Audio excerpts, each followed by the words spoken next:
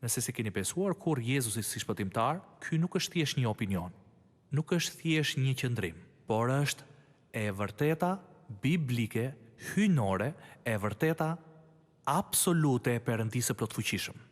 Ju do të korrni atë që keni mbjell, më shumë se keni mbjell, më vonë nga se keni mbjell, dhe këtë nuk mund ta ndryshoni. Jo, nuk mundeni. Ju thoni s'ka për të më ndodhur kjo gjë, do të ndodh. Ju s'mund ta ndryshoni një parim. Është i vërtet në mëngjes, drek dhe dark. Ishte i vërtet në kopshtin e Edenit, është i vërtet edhe sot.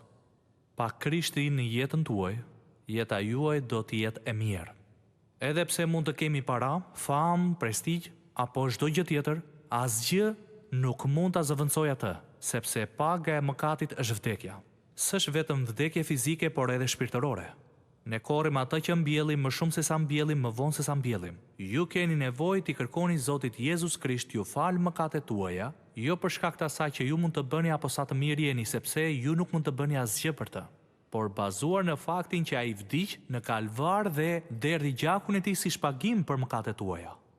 Ju keni nevojë për këtë shpëtimtar. Ju keni nevojë për këtë ndihmues. Ju mendoni se mund të bëni pa të, por s'mundeni. Mendoni se mund t'ja dilni mban në çdo gjë, por nuk mundeni dot. Do të vijë një ditë kur paratë dhe fama juaj nuk do të kenë më asnjë vlerë. Do të vijë një ditë kur pozita juaj nuk do të ketë më asnjë vlerë, sepse do të qëndroni ballë për ballë me Perëndin. Një ditë mund të gjendeni të shtruar në spital, gati për t'u larguar nga kjo botë, por atëherë ku do të mbështeteni?